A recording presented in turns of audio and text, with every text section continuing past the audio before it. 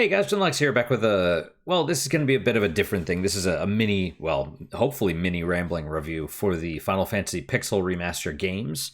I'm going to try and keep it short, which for me is not feasible, really, but I just want to go through them real fast because I recently played basically all of them, all 1 through 6. I started with 1 and I almost back to back. There was a couple gaps in between where I played something else, but yeah, I went through all of them. And I can't really say whether I'd recommend them or not. What are you doing, you stupid website? There we go. Jesus Christ.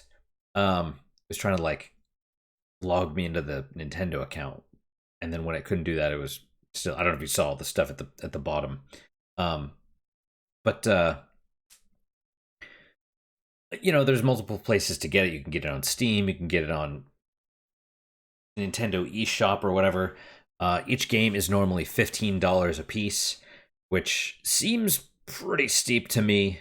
But you do you. I don't remember what I bought it for. I bought the hard copy, so I think it was like $60.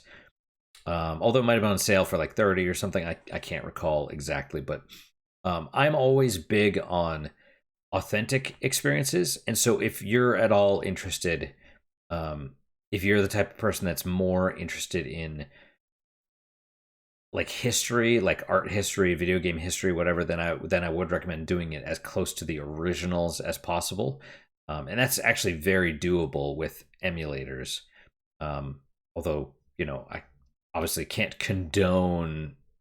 I'm not going to use the word piracy, but I will use unauthorized copyright because that's just like not asking permission. Whereas piracy is theft, which is, yeah, anyway.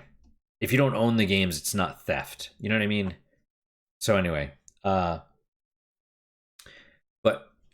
setting all that stuff aside, I have a hard time because I don't consider the Pixel Remasters to be the authoritative experience, right?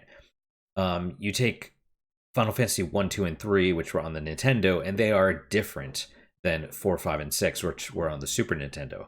The biggest change in this is that 1, 2, and 3 no longer they adopted the auto targeting that Final Fantasy 4 and beyond had.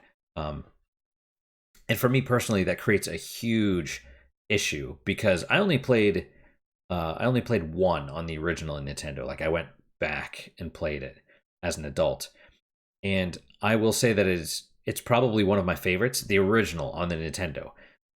Most, I'm not gonna say most. Many people don't like the per turn targeting, and what that means is, you'll before the beginning of the turn, everyone gets a turn.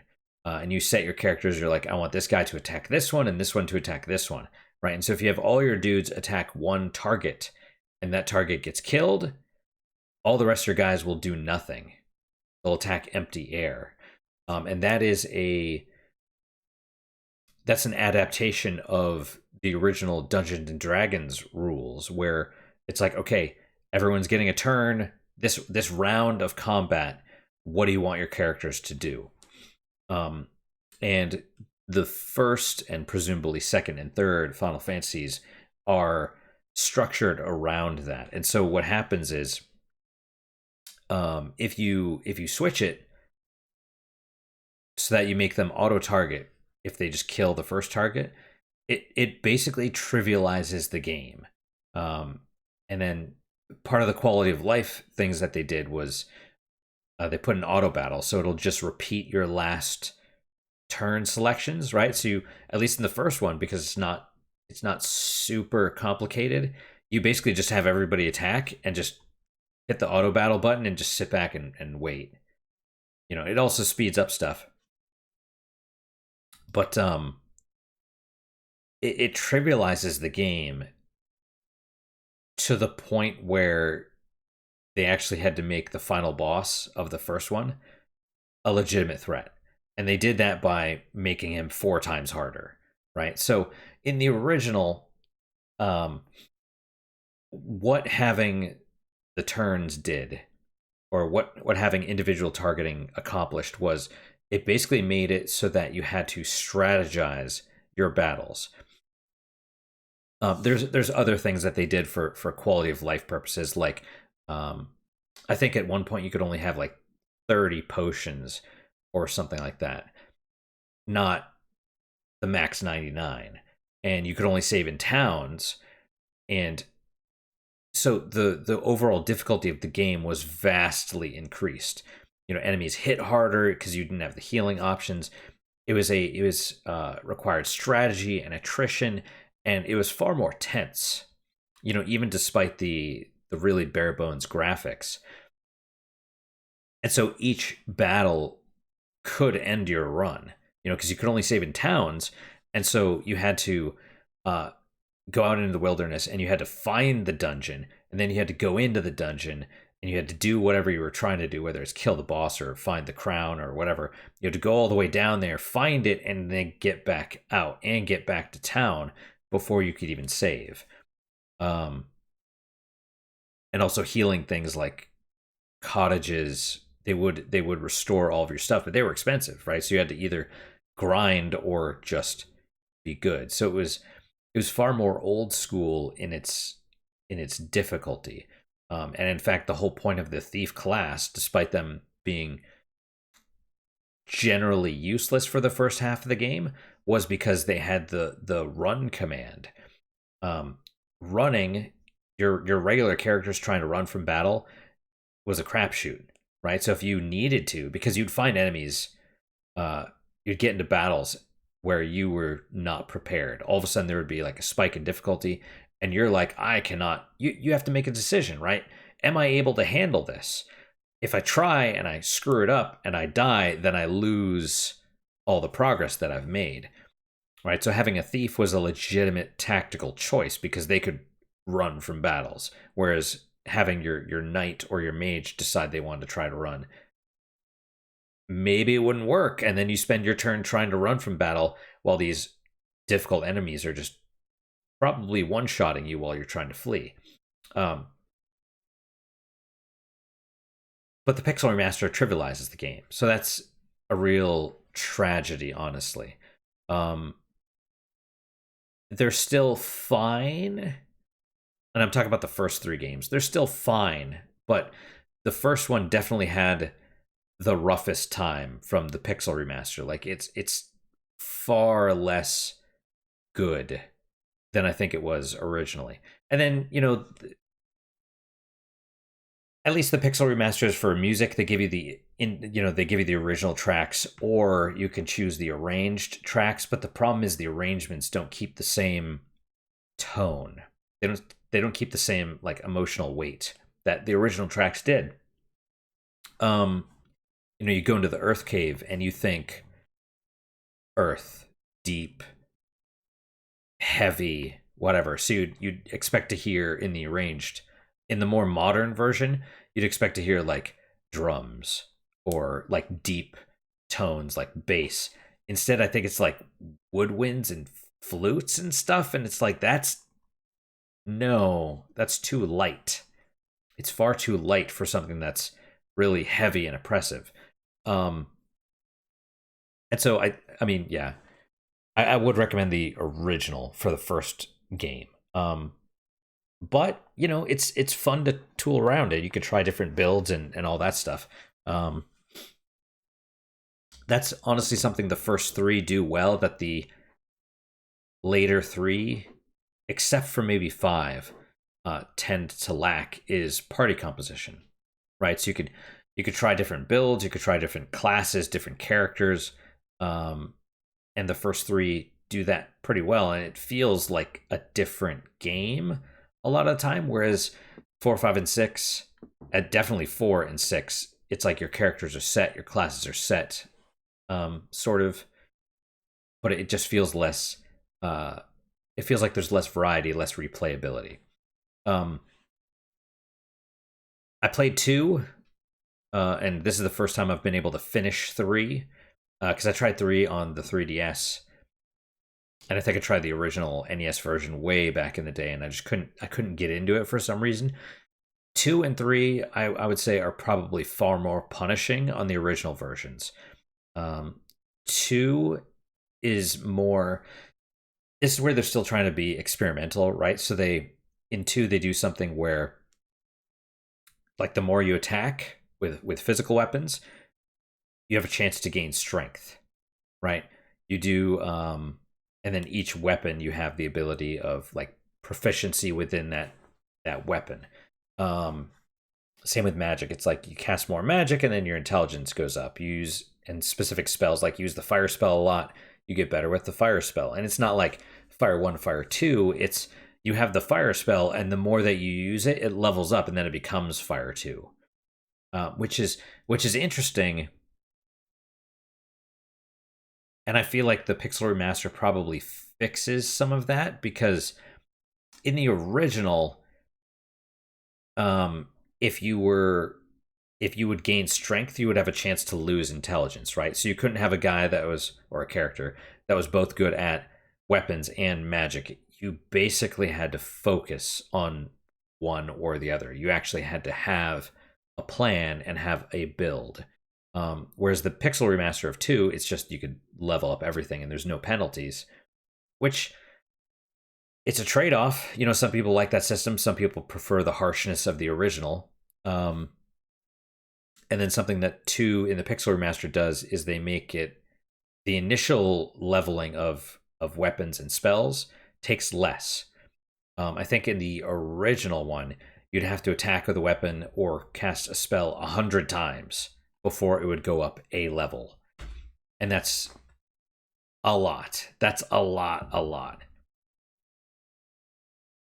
And so that made it very, very challenging, and you would deliberately have to grind to improve yourself.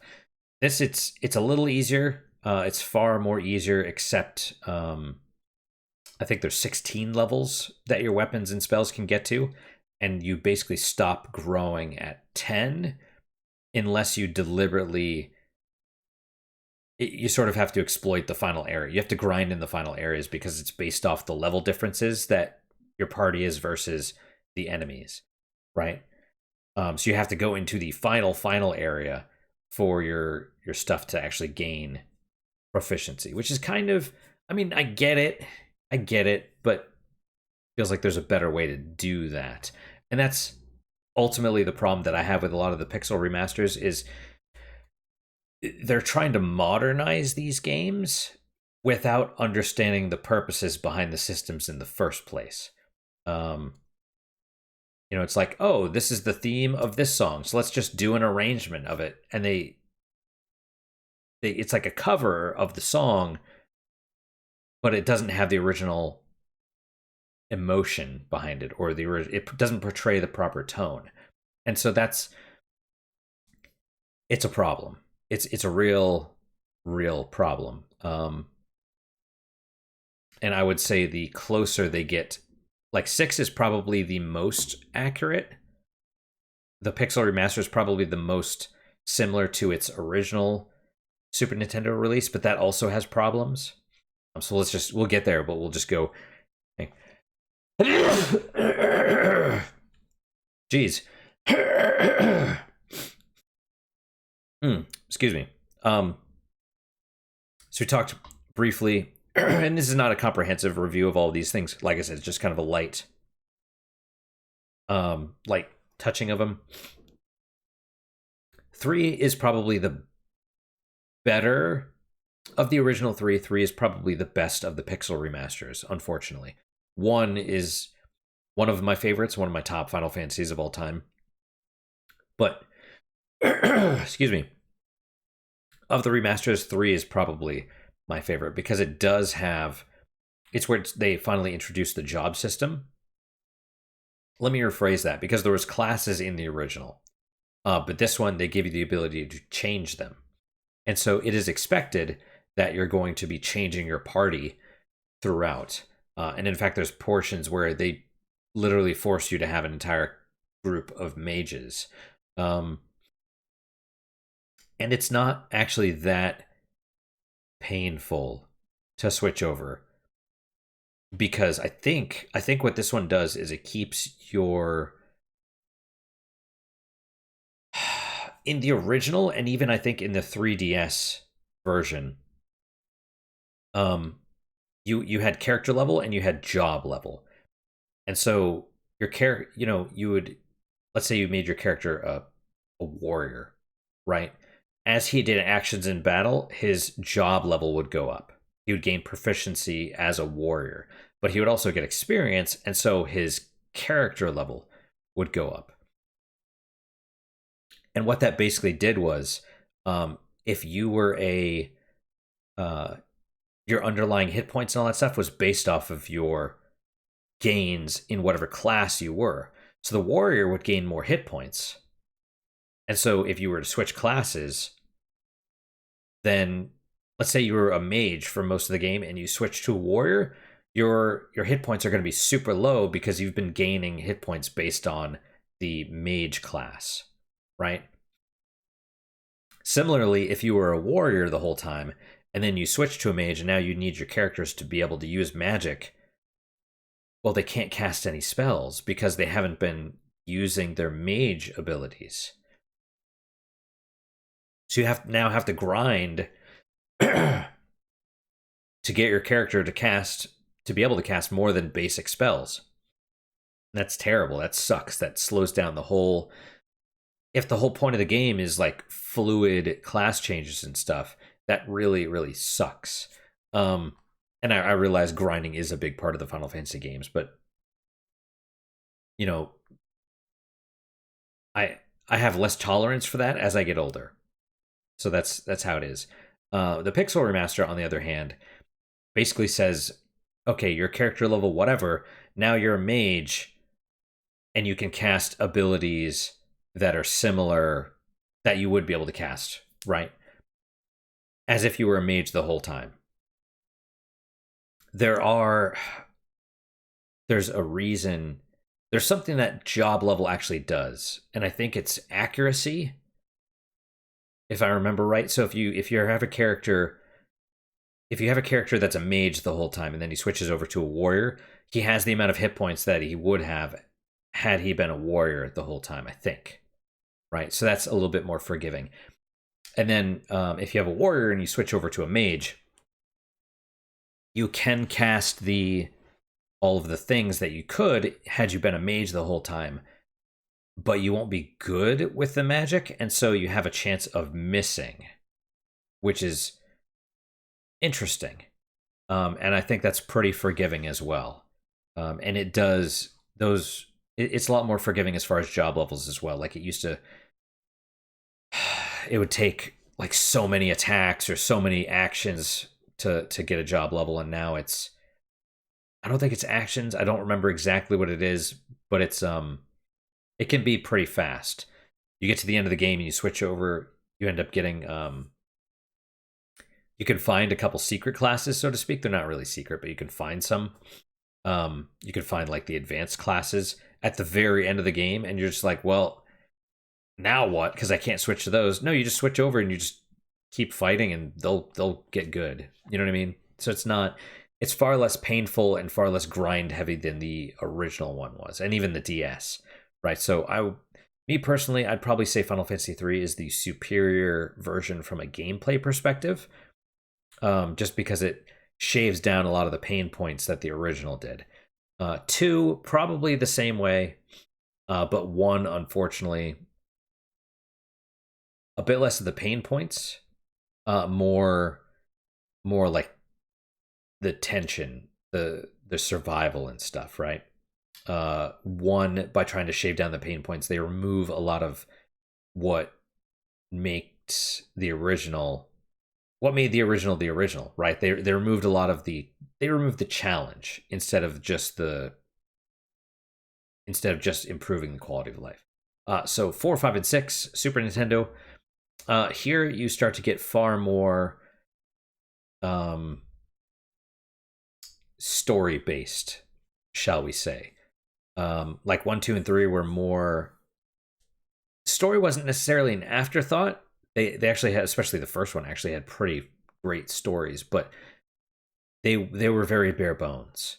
the time, whereas 4 tries to become like an actual, almost not opera, but it tries to be more of like more theatrical, if that makes any kind of sense. It's got the music to match. It has the dialogue.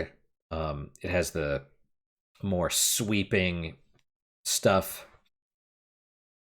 2 and 3 tried to be a little bit more grand as well, but I don't think they quite reached the scope that 4 is able to, or 4 started. 4 also switches to the active time battle system, where it's where your character's speed matters because a bar fills up depending on their speed, and then they get to take a turn whenever their bar fills, right? So faster characters get more turns, slower characters get fewer turns, right? That changes because in the original 3, everyone got a turn no matter what. And actually, especially for 3, that's kind of the reasons. That's one of the reasons why 3 to me is pretty fun in the Pixel Remaster. At least I played through a couple times because I wanted to see what different builds and different party compositions could do. And it's pretty fast. I think each playthrough is maybe 15 hours, something like that, 10 to 15 hours. And if you know what you're doing in the first 3 games, you could just break them, completely. 4, 5, and 6, a little bit more difficult to do that.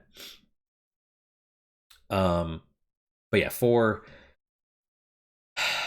is great. Again, I feel like it suffers from the music, because the original theme of the Red Wings is really, it's kind of like hard hitting. It starts off and it's very like militaristic. It's like, I don't know what it's not a snare. I don't think it's like the little small one. It's like, it's like the little military drum. And I don't know what they changed it to in the arrangement, but the music is different. So now it's Jesus Christ, I can't talk. So now it's more like subtle when it first starts. And that's not good, because you're talking about like the opening scene of the game is a bunch of soldiers, sort of lamenting the fact that they basically had to attack innocent people, like not like they killed people that weren't even defending themselves, like they committed atrocities. And yeah. And so having like a more softer music doesn't quite work for me, but it's not as different as the difference isn't as great as the originals, the music of the originals were.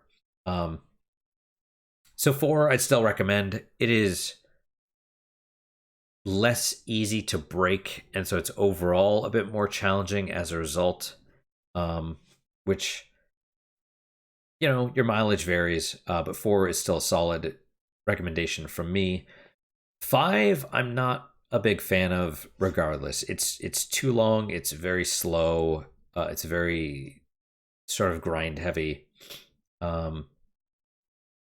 Pixel Remaster version is fine. It's fine. I don't have a lot of great love for the original Final Fantasy V, so I couldn't tell you if it's that much better or worse, but the ones that I do love, like 4, 6, and 1, the music is quite a bit different in some cases. So 5 is fine if you like a lot of I feel like if I hadn't done, I don't know, 5 is hard. 5 is difficult to categorize because it's very, how you gain the job levels is very slow.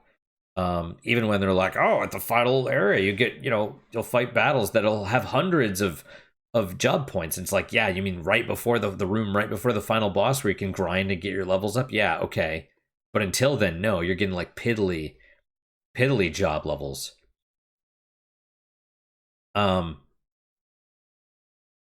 So I don't know. 5 is just too. 5 reminds me a lot more of the original ones as far as like how bare bones the story is, but also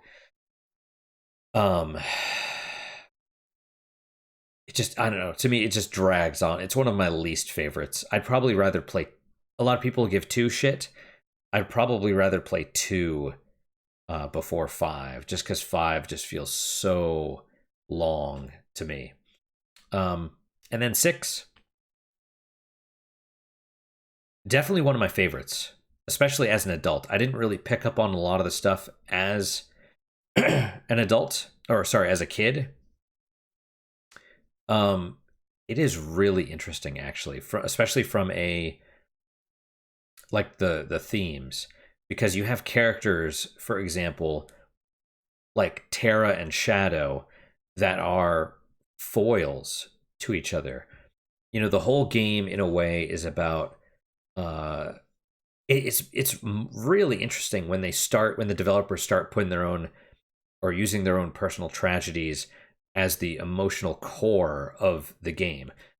Similar to what I've heard about like Ori and the Blind Forest or whatever. I think Blind Forest was the one where the developers were dealing with the loss of the parents, I think, and then Will of the Wisps is, they dealt with the loss of a child, I believe, and they were able to take those emotions and put them into the game. I haven't played any of the Ori games. I know I should, but that's, if you have and you haven't played these, that's what they try and do. And 4 is more generic in that regard. It's more like generic theatrical, although probably the most emotional of the first 5. And then 6 comes along and really has some really strong themes.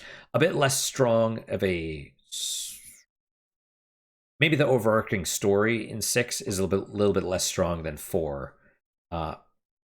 But I think that is due to the length. Like, it's quite long, and then also there's so many characters. And so the 6 basically trades main story for character stories. Because it's less about saving the world and more about the individual characters and how they're dealing with the world and the way that it is, and dealing with their own personal traumas. And that's why it's really fascinating to look at a lot of the characters. You know, Terra versus Shadow, for example, is a big one. Like, Shadow is a man that has killed his own emotions. He's the mercenary. He's a paid assassin. And his story is almost, it's hidden, right? You have to go out of your way to find it, and most people won't.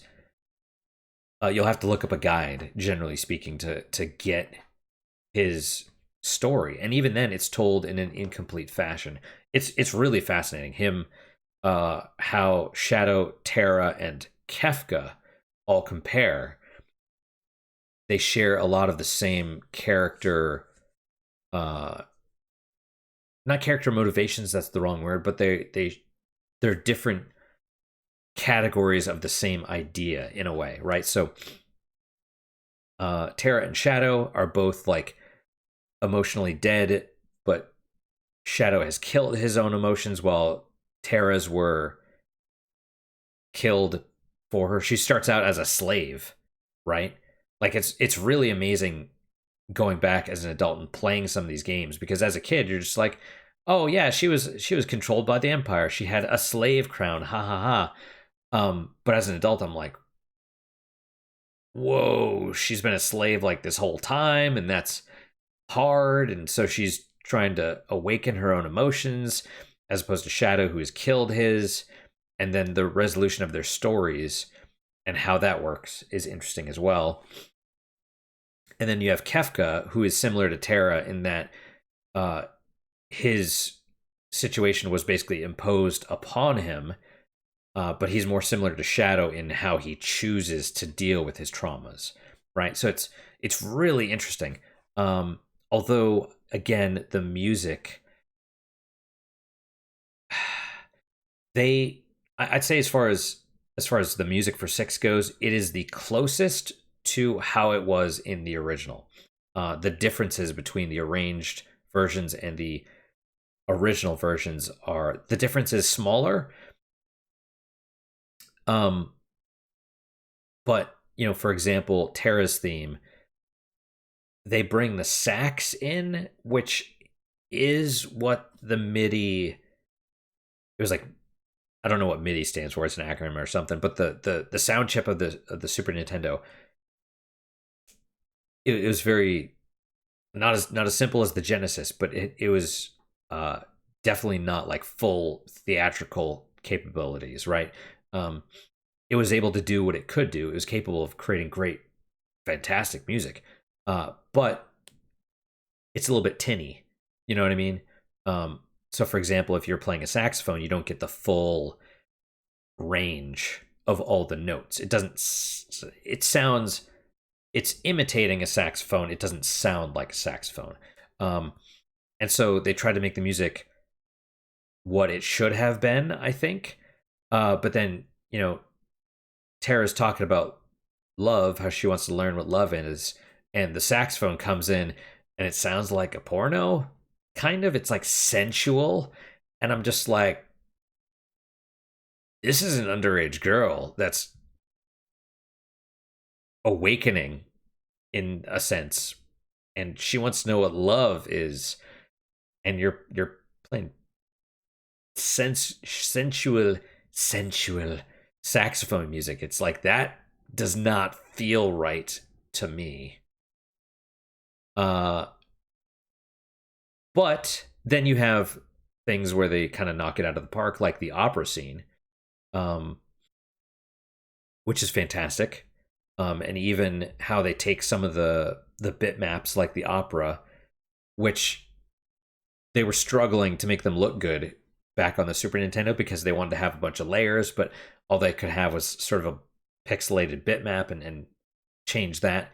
And they made basically 3D models to have the characters move around, and that's nice. It's nice. I feel like at least the opera scene, that I didn't like. I mean, the opera scene was fine, but how they made the castle and stuff, they should have made it look more like made it more look like it was coming out of the background rather than an actual 3D model. But that's just my personal opinion. Overall, 6 is done very well. I feel like it's the most faithful remasters out of all of them, and I wouldn't necessarily. It's a hard choice as to what my favorite is because, like I say, as an adult, I resonated a lot more with the characters. Also, they make it far easier than it was originally as well. They specifically the scene where you have to catch fish, and there's certain fish that are sick, and certain fish that are healthy, and you're trying to resuscitate someone or nurse them back to health. And the canon way is that in the original Super Nintendo, it was really hard to get healthy fish.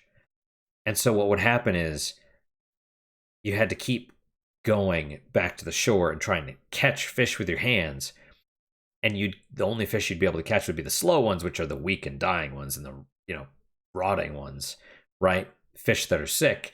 And you feed sick fish to a sick person, and they get worse and they die. And that's generally, nursing them back to health in the original was freaking impossible. And so what happens is, based on whether you save or don't save this person, the scenes that follow are different.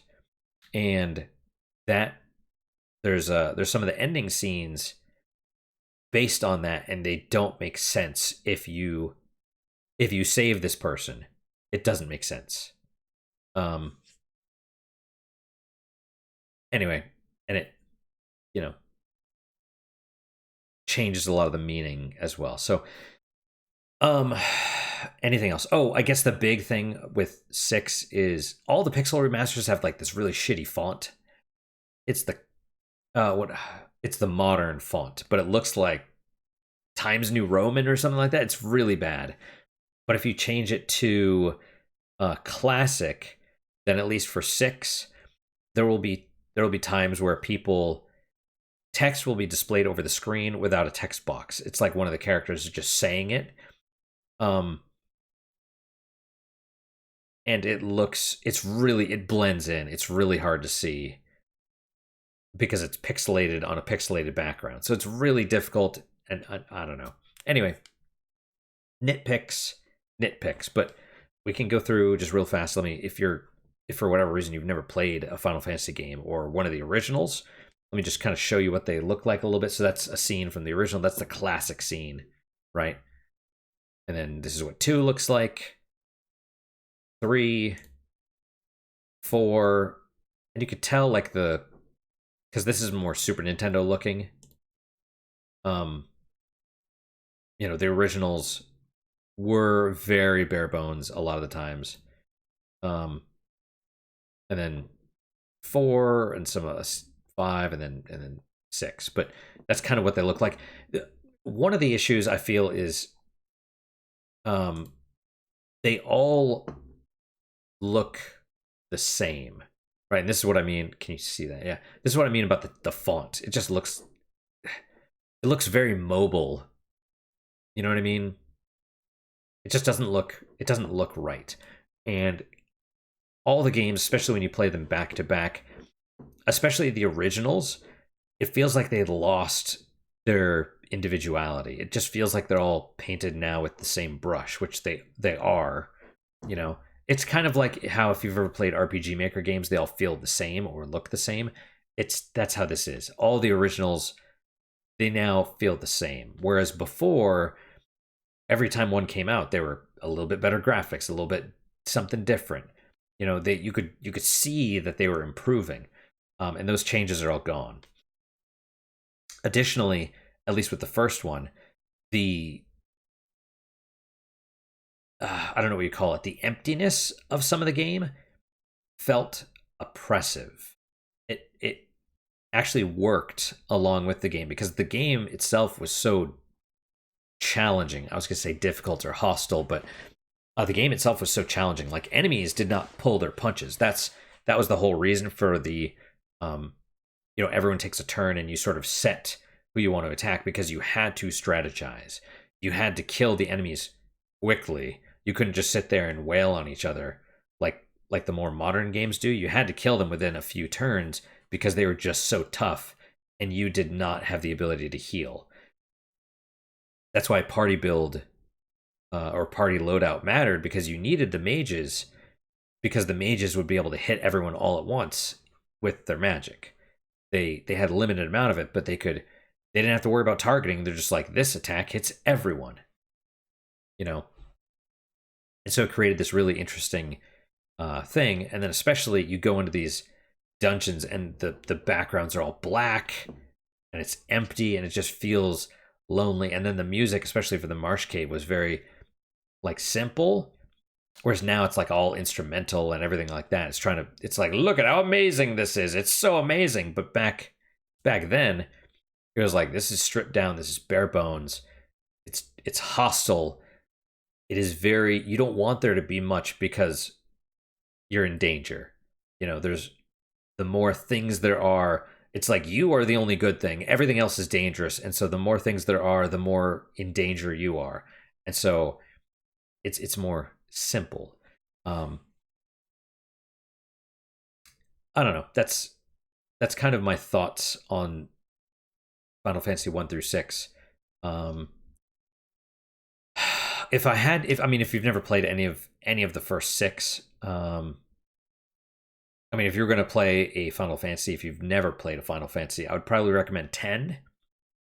Although even, man, if I wouldn't even necessarily do the remasters for 10 because they somehow make the graphics worse. The graphics are higher resolution and stuff, but the lighting is off. I don't know what the deal is with modern games that people just, it's diversity hires. Maybe they just can't or they outsource to India or whatever, but the people, the programmers cannot, they're just not as good as they were back in the day. They can't recreate the same effect. But it's also like, hey, let's do this, you know, we'll do this as cheaply as possible. It's a cash grab, and then marketing will say it's the true authentic experience or whatever. But I'd say 10 is probably the best one for newcomers to the series to start with. 4 is not bad either. And then, 6 is also a really good one. I don't know. It really depends on the person. How much, like how introspective they are, how analytical they are. If they just want, if they're not able to sit, if they don't read books, you know what I mean? If they don't want to sit down and use their brain, then probably skip the series, honestly. Or maybe go with Stranger of Paradise, because I love that one. That one's actually really faithful to the Final Fantasy series.